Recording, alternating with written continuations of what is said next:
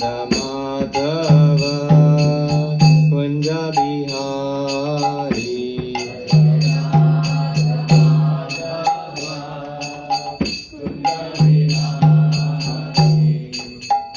Hare Krishna Krishna Krishna Hare Hare Hare Rama Rama Rama Hare Hare Hare Krishna Krishna Krishna Hare Hare Hare Rama Rama Rama Hare Hare Jaya Prabhupada Jaya Prabhupada Jaya Prabhupada Srila Prabhupada Jaya Prabhupada Jaya Prabhupada Jaya Prabhupada Srila Prabhupada Prabhupada Jaya Jaya Prabhupada Jaya Prabhupada Jaya Jaya Prabhupada Srila Prabhupada ki Jai. So we'll just start off with invocation. Om Agyantimirandasya Gyananjana Shalakaya Chaksur Unmilitam Yena Tasmai Shri Gurave Namaha Shri Chaitanya Manobhistam Stapitam Yena Bhutale Svayam Rupakaramayam Dadanti Svapadantikam Vandeham Shri Guru Shivra Parakamalam Shri Gurun Vaishnavamsha Shri Rupam Sagrachatam Sahagana Raghunath Anvitam Tam Sajivam Sadvaitam Saadutam Parijana Sahitam Krishna Chaitanya Devam Shri Radha Krishna Padan Sahagana Lalitam Shri Vishak Anvitam Sha He Krishna Karuna Sindhu Dina Bandhu Jagapate Gopesha Gopika Kanta Radha Kanta Namosute Tapta Kanchana Gaurangi Vrade Vrindaneshwari Vrishabhanu Sute Devi Pranamami Hari Priye Vancha Kalpatarubhyascha Kripa Sundar Evacha Patita Nam Pavanebhyo Vaishnavebhyo Namo Namaha Jai Shri Krishna Chaitanya Prabhu Nityananda Shri Advaita Gadadhara Shivasari Gaura Bhakta Vrinda Hare Krishna Krishna Krishna Hare Hare Hare Rama Rama Rama Hare Hare. So thank you everyone for inviting me here today. I'm seeing new faces. Usually for a few devotees who used to come to Scarborough Temple, that's usually where I give class, but it's really nice to be here with all of you and feeling very fortunate today. So please requesting the blessings from all the senior devotees and that we can speak something that's not only beneficial for all of us, that's pleasing to our gurus and teachers, and also purifying for myself. So we have the great fortune today of speaking on the occasion of Lord Nityananda's appearance, although it was just earlier this week on Wednesday. I was very excited. Pitambar Prabhu asked me if I could speak on this topic, and it's always a fantastic opportunity for us to reconnect with Lord Nityananda in our spiritual life, and hopefully we can share a few things that can inspire everyone else. So, everyone has heard the name Lord Nityananda? So Lord Nityananda, who is he? We'll give a little bit of background of who he is. So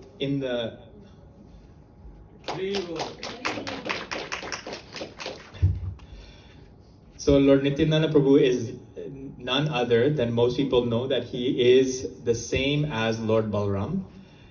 But before Lord Balaram, in the Treta Yuga, he came as Lakshman. So Lakshman is also Lord Nityananda. But if you remember in the Ramayana pastime, he was the younger brother of Lord Ram.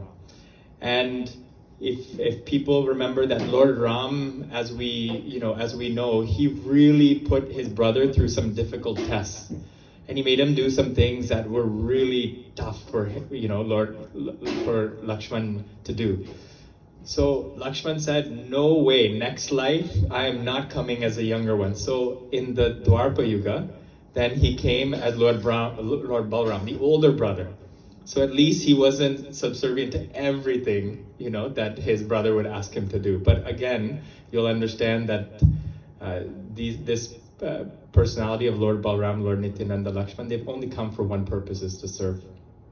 And then obviously in Kali Yuga, we know that the manifestation of Lord Balaram is Lord Nityananda.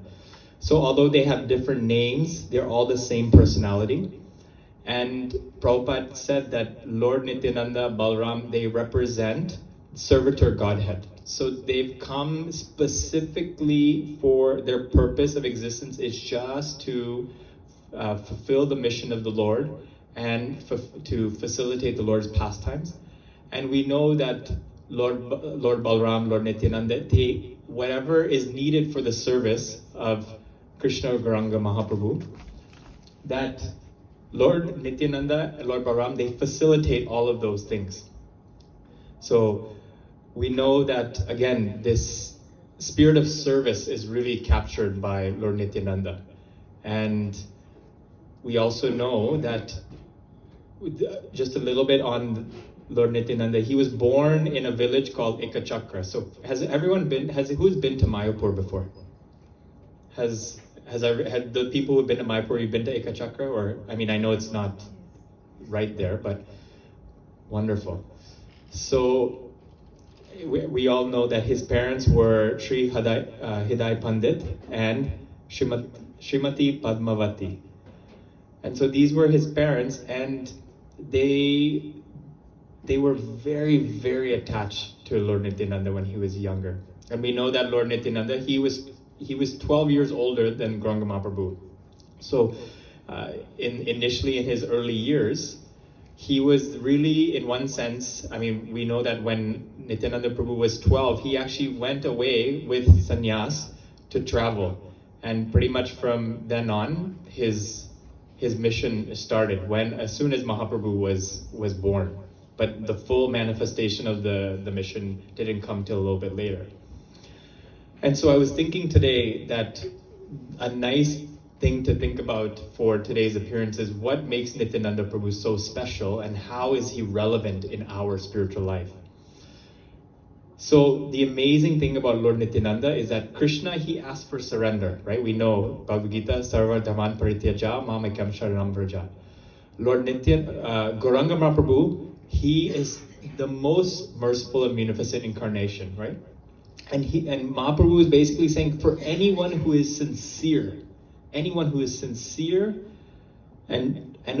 is just willing to be humble, I will give them love of Godhead.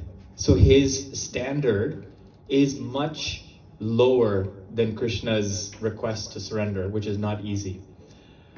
But Lord Nityananda, for those who don't even want to be sincere, and for those that don't even want to be humble, that was Lord Nityananda's quota to deliver all of them, right? So we can understand that if Mahaprabhu is giving love of Godhead so freely, but again, he just is desiring someone to be sincere. So all of you being here today, this is an expression of sincerity, right? That means Mahaprabhu's mercy will definitely be there in your life. But even for all of the people who are not eager for bhakti or love of God or even anything spiritually related, this is how Lord Nityananda came. This was really his mood. For everyone who's going to reject Gauranga Mahaprabhu's teachings, I will go and personally try to convince them. And if we see, there were a few distinct differences between, if we see there's a few unique features of Lord Nityananda. Because if we see Lord Nityananda, his style was totally different, right? Lord Nityananda, he came, and the nature of us when we want to convince someone of bhakti is we'll push a little bit. Lord Nityananda's Prabhu's approach was that he begged everybody, right? So such a different way to approach taking to, these teachings of bhakti. He begged, right? If we see Lord Balaram in his different pastimes, we see that Lord Balram, he was famous for chastising. So he killed many demons, we know, obviously in Krishna Lila, many demons. And we also know that when Lord Balram, he was chastising, when he was ready to throw the whole city of Hastinapur in the ocean when the Kauravas had made offenses. And then furthermore, we see that Lord Balram's chastising or really angry side comes out when he also kills Romaharshan Sutta, right? But the one big difference between Balram and Nityananda is that you won't find one pastime of Nityananda Prabhu where he becomes angry, right? And this is, I mean, when I was really sitting and reflecting on this, I said, wow, this is a really unique feature of Lord Nityananda. And we know from Bhagavad Gita, when it's asked, where does this anger come from, right? So this anger comes from unfulfilled lust. This is talked about in the second chapter, 262, right? From this unfulfilled lust, anger arises. And then what happens with anger? The words are, from anger, delusion arises. From the delusion, bewilderment of memory. So we lose our memory. From memory, when the memory is bewildered, intelligence is lost. And when intelligence is lost, one falls down again in the material pool, right? And so in the third chapter, Arjuna asks, he says, why do we do the wrong thing even why do we do the wrong thing even when we know it's not the right thing to do? And Krishna says, he says, Kama Esha Krodha Esha, right? Rajaguna Samudbhava. So he says that this tendency to do the wrong thing is born from the contact of the mode of passion. And this is the all-devouring sinful enemy. And so again, this is just kind of an elaboration on this anger that all of us, in some way, shape, or form are dealing with.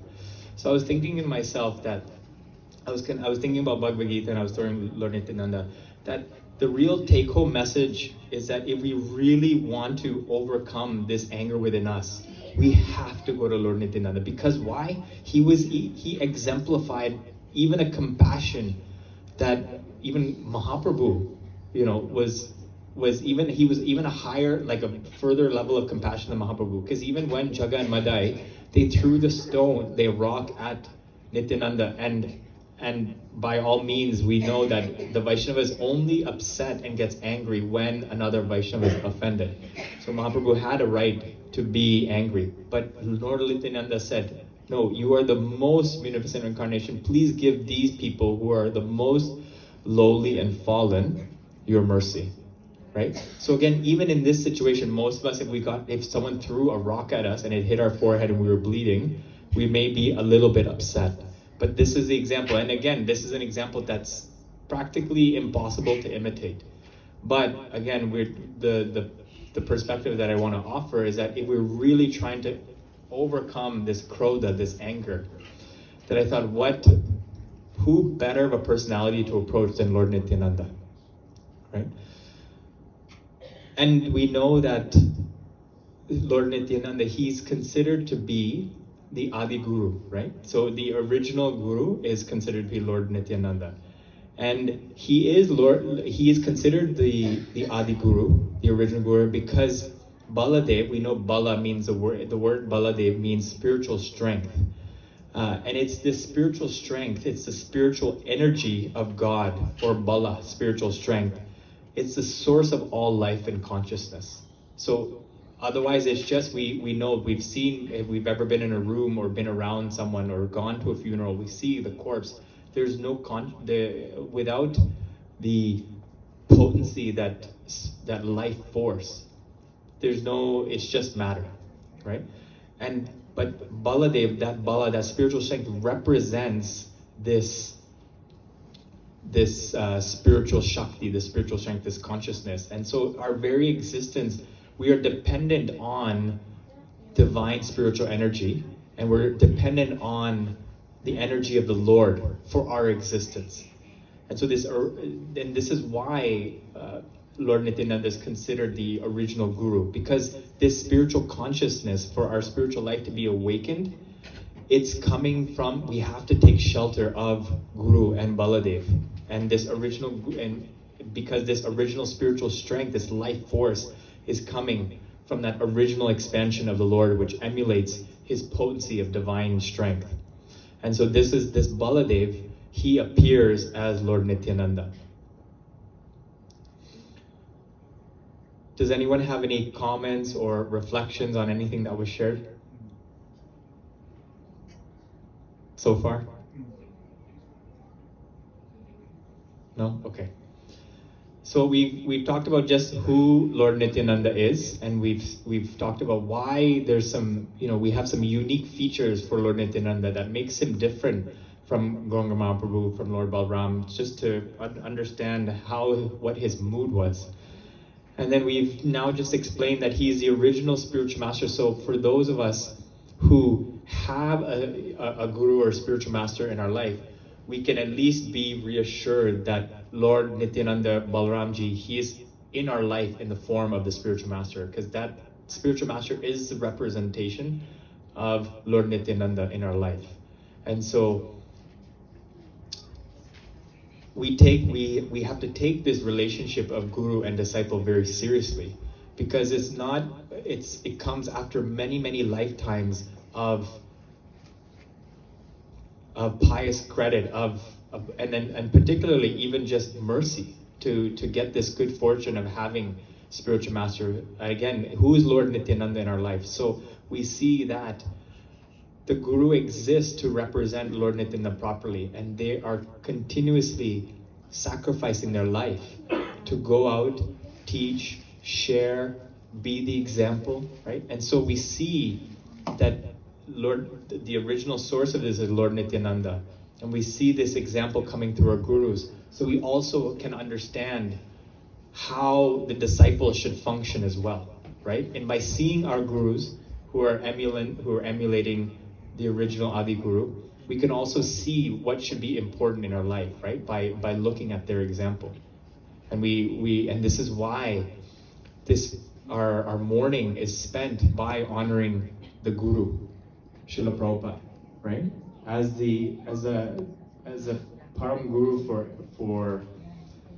for this entire time that we're in, this chanting of the Hare Krishna mantra, it'll be going on, as Mahaprabhu said, for 10,000 years. And it's said in the scripture, I'm forgetting exactly where, but Bhaktivinoda Thakur was writing, he says that Mahaprabhu will send his Senapati Bhakta, right? His Senapati Bhakta, who will spread the teachings of and share the mercy of Mahaprabhu all over the world. This is Srila Prabhupada.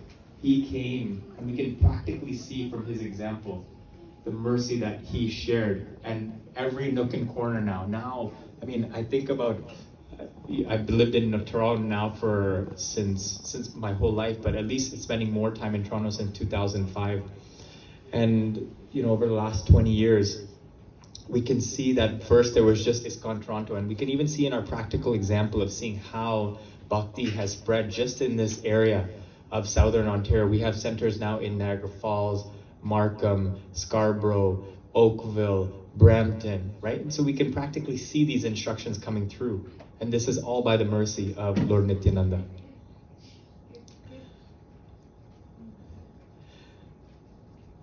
So I wanted for us to also remember, what did Lord Nityananda, what did he come to give us, right? And he came to fulfill the mission of Chaitanya Mahaprabhu. Mahaprabhu asked him to please go share this mercy, this chanting of the holy names, because it's the most effective and efficient means for purification in this age of Kali. And we know that Lochana Das Thakur, he says, Parama Karuna Paudu Jana, Nitai Gaura Chandra, Sabha Avatara, Sara Shiromani, Kevala Anandakan. That this process is threefold, and it's nothing but happiness. What are the three main in this verse that I just spoke? What are the three main aspects of our practice that are connected to just simple, easy, but bring us happiness? Three things. Anyone want to share one of the three things? Peace. And so those peace. But what are the three processes that we have to come back to. Always, think about coming back to the basics. Chanting,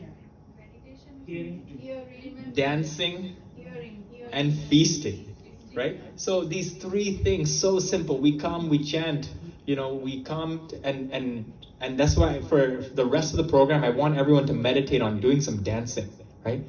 This dancing has a purpose. Because when we raise our hands up, the whole purpose of raising the hands in the air is that it is meant for the expression of humility of the heart to gracefully reach out, and we're calling for the mercy. We're asking for mercy. This is the whole purpose of reaching our hands out, meaning that I'm trying to open my arms as widely as possible and as high as possible to reach the mercy. And the whole aspect of dancing is because, and many other traditions from India, they don't understand the dancing part. Honestly, they don't understand this dancing part. But we come from this Gaudiya Vaishnava tradition that is started by Mahaprabhu. We can tell everyone that our God, he dances, and we can say that with full 100% certainty, that our God, he dances. And people will say, your God dances? Right? Our Mahaprabhu and Nityananda Prabhu, they're dancing, right? And it's not, again, the dancing is not to have some nice dance moves. No, the dancing is for the purpose of expressing the whole body becomes involved in our surrender. So we have our thoughts, our manas, we have our vacha, we have our words, right? We have all the different things. But if we are not doing these things of chanting, dancing, and taking prasad, then it's like an empty shell, right? So I want to come back to this simple basics, that Lochana Das Thakur reminds us of, that this form of Nitai Gaur Chandra, they are very merciful because they've introduced the process of chanting, dancing, and feasting, and the result is nothing but happiness, right? So again, we're all looking for happiness, but everyone's looking for it in a different place. This is the ultimate basics and foundations of our process, and we're being shown by example, starting when Mahaprabhu came, that this inauguration of chanting is not just going to be done in a quiet room alone. No, we're going to go out into the streets. We're going to take instruments. We're going to dance, right? So this dancing, I think sometimes as, devotees, especially many people come from India, and I see the people are just like stiffly standing, And so again, it's supposed to be fun. There's exhilaration, there's fun when we dance. Everyone has danced some point in their life, right?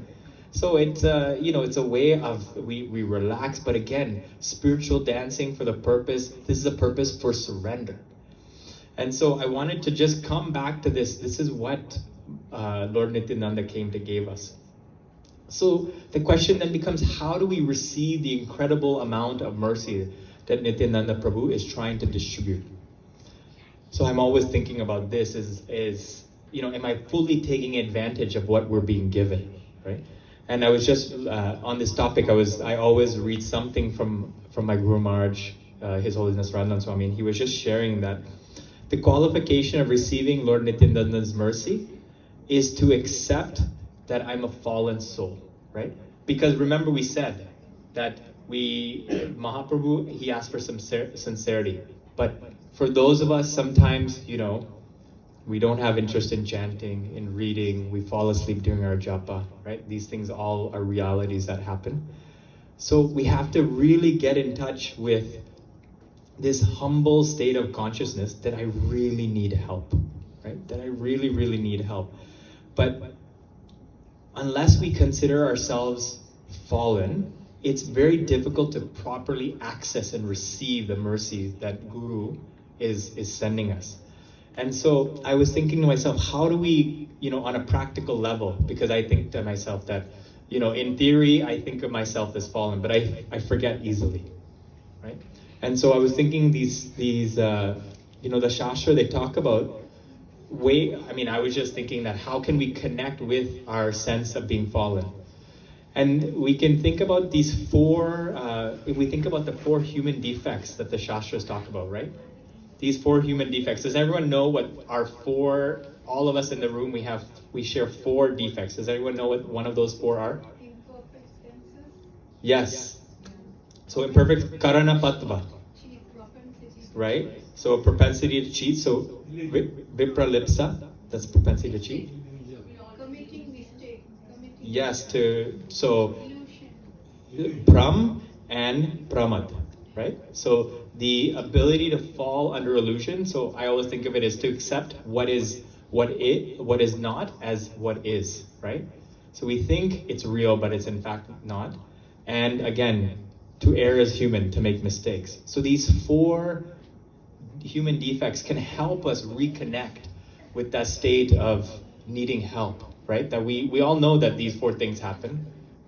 And then the other 4 things that I was thinking about that we can also get in touch with is Bhagavatam talks about in the 1st canto, 8th chapter, 26th verse, the 4 disqualifications of spiritual life. Right? What are the 4 disqualifications of spiritual life that Bhagavatam talks about that really make it difficult for us to progress in our spiritual life? Anyone? 4 disqualifications or hindrances in our spiritual journey. You'll know as soon as I share them. So the first one is birth in a high family, right? Second is wealth. Third is high education. And the 4th is, everyone remember the 4th? Beauty, good looks, right? And so we can see, if we look at these 4 things, if we look around in the material world, these 4 things are what are being strived for the most, right? Good looks, wealth, high education, and being born into good families. They're all given some sort of prestige, right? And so we should understand that if we have these, we're in fact in a very difficult position to really, receive the mercy. And so I was just thinking of these 4 human defects and these 4 disqualifications. We should really take more time to meditate on these things, because we need a practical way by which we can really move into the mind space that we're fallen. Because again, I'm not telling everyone to meditate on this for the purpose of becoming depressed, but like a trampoline, the further down you go on the trampoline, the higher you're going to spring up, right? So we want to use this state of mindset to spring ourselves up. And we know Mahaprabhu and Nityananda Prabhu, they've guaranteed the mercy, but we have to really reconnect, because again, it's this humble state of mind. We all, as we always say in the 3rd verse of Shikshashtakam, right? Trinadapi swinichena, tharoriva sahishnana, amanina manandena, kirtanya sadahari, right? That we have to have this humble state of mind to continue on with the chanting and our service. And so we have to always find whatever way we can, whatever knowledge, whatever experience, whatever reflection we have to continuously remind ourselves and churn these things to keep us grounded so we can continuously experience the mercy, right? And so for me, the whole purpose of coming for me to speak today is to remind myself of these, these things on a regular basis.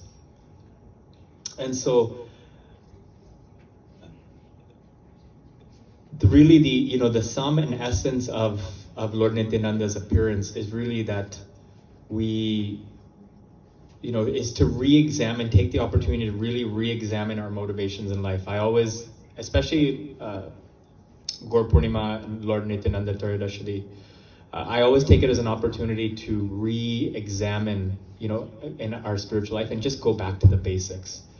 And, sometimes we can speak so much high, esoteric philosophy, but Mahaprabhu has made it really simple. Nityananda Prabhu is just trying to give it out as much as possible. And again, his level of humility and begging is, we can't even imagine. He's falling at people's feet, asking people to really, please just try it out. Come, I remember one of my mentors, Gauranga Prabhu in India, he said that, Mahaprabhu is coming. He's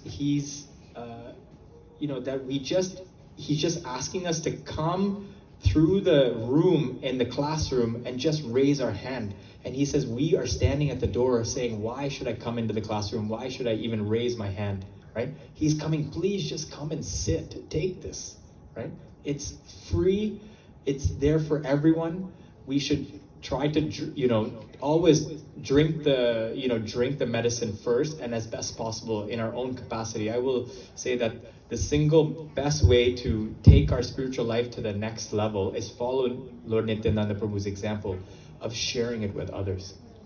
This sharing aspect will completely transform, and I'm sure everyone who's done it in some capacity, it's a practical experience. You've all felt it. It's this incredible surge of happiness and bliss that is really hard to explain, but it's a palpable feeling, and everyone has experienced it at some point. And so this is really Lord Nityananda Prabhu, the Adi Guru. He comes to give and share. And so this is one thing that I wanted to leave everyone with, is that if we need a place to start, wherever your circle of area of influences, just in some capacity, share, right? And some people just start with sharing prasad. Some people share by just gathering people and asking someone to come and speak. Some people will do it just by inquiring into people's lives and becoming part of their life. It's really hard for us to share these tenets of bhakti. We don't know people. Our process is personal. We have to get to know people. And others, the best I always say the best advertisement for spiritual life is to be happy ourselves. No one is going to, really be convinced of this if we're all just like, Hare Krishna, what is this? We should be happy, right? And this dancing, again, I know I'm going back to this dancing point, but again, it's people know, like when we see people dancing on TV, they're smiling and they're happy, they're feeling the juice, right? And so again, if we need to find some practical way to, find the juice again, we have to engage our whole body, right? And this is the whole purpose of this dancing. So again, this opportunity of Nityananda Trayodasi to re-examine the motivations in our life, to refocus and reconnect with that purpose in life, which Mahaprabhu says is prema muharto mahan, right? To develop love for God, having love for divinity. And that can look, again, that's applicable to every tradition. Our principles are principles of love. They can be applied everywhere. And finally, to ground ourselves and really connect with Nityananda Prabhu's mercy, by looking, we should take the time to really reflect on our anarthas, our shortcomings, and the distance we have to go in our spiritual life. I was just reading recently, one teacher, he was saying that if we think that we made a lot of progress in our spiritual life, we think become advanced, we just have to go spend 1 or 2 weeks with our parents. No one understood that as a joke. Has everyone heard, if we really want to see, how much progress we made, we just have to go spend time with our closest family members, right? Because patients will come to know. Exactly. And everything is revealed. Everything is revealed, right? So if we want a little jolt, we just have to, spend more time with our closest family members. They know all our shortcomings. They know how to push all our buttons. They can reveal our weaknesses. They'll give us lectures on everything we're doing wrong, right? But this, the ego needs this, on a regular basis, right? Right now I'm supposed to be moving into a new house, but they delayed for another month, so I have to stay with my parents. And it's really in theory, it's I know that it's good for my ego, but in the moment, it burns. It burns, I can tell you. What you practice is totally opposite. You're not able to digest all these things. My wife, she's like, you're going and speaking to others. What are you doing yourself? So anyways, but I wanted to just finish and offer this prayer that we can offer to Lord Nityananda when we're asking for his mercy. And it goes, Nityananda aham nomi, Sarvananda Karamparam Harinama Pradam Devam Avaduta Shiromani. I bow down to the Supreme Lord Nityananda, who is the awarder of the highest joy to all, the bestower of the holy name, and the crest jewel of all Paramahamsa mendicants. So on that note, I know we have other programs to get to. Thank you so much. If there's any comments or questions, I'm happy to receive anything, and really grateful for the chance to be here today. Hare Krishna.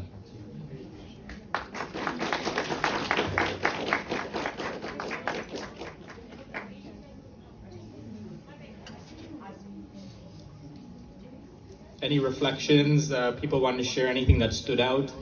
Or any comments, any questions, please feel free.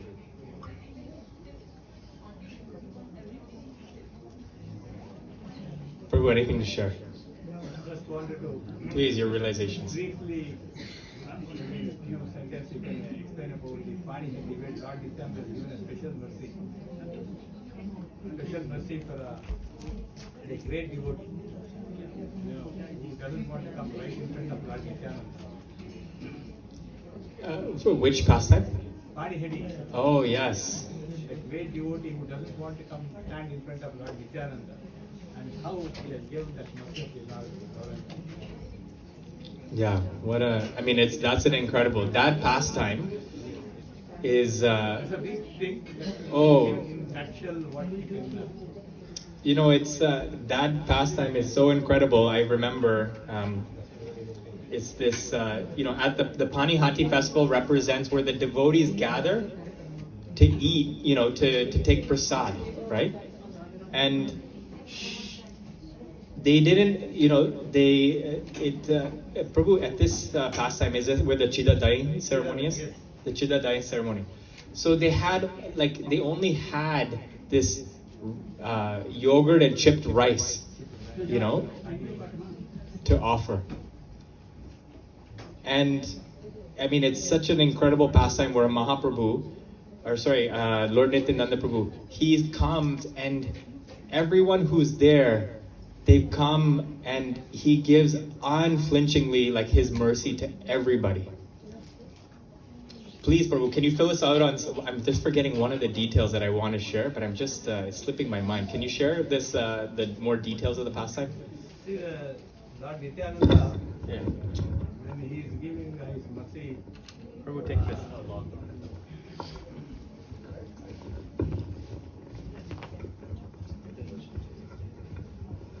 He is one of the Goswami, the later on. So I won't tell his name right now. Probably people may have to guess that.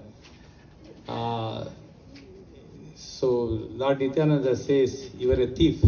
Yes. You are hiding behind the tree. Come and show your face. Come here." So, and so when he called, he came and he offered obeisances, and Lord Nityananda, he's put his lotus feet on his head. And the punishment for the thief is, you have to take care of all the Brahmanas who are assembled here, all over. That's not a small group. There are so many Brahmanas, so many Vaishnavas nearby, all in thousands. So this Goswami is a highly advanced one. He's a very rich person. Whatever he had, everything he has put it in this. And he made a Mahosava called Chiradai Mahosava. Yes. In that Chiradai Mahosava, there was no place to stand. People were, going into the sea, and they're having prasadam there because they don't have place to stand outside. It was like that. So that was very intense one. And to bless everybody over there, Lord Nityananda called Chaitanya Mahaprabhu. Chaitanya Mahaprabhu was not there in that Mahosava. So he is the Supreme Personality of Godhead. When his own brother, the other body of his own, when he calls, he appeared. Only few people can see that. So that's a wonderful thing. So in that, you are talking about the dance. And Lord Nityananda, Chaitanya Mahaprabhu were dancing in front of everybody, but hardly people can see that. So only few people who are really serious, dedicated, who are engrossed in the pure bhakti, they are able to see the Lord, the Leela over there. So they are feeding so many devotees. Who? The Supreme Lord Himself. That is something you can't even imagine. So that is in nutshell about. Is a very big thing. Yeah. But that's all happened because of Lord Nityananda's special mercy. Yeah. That's it.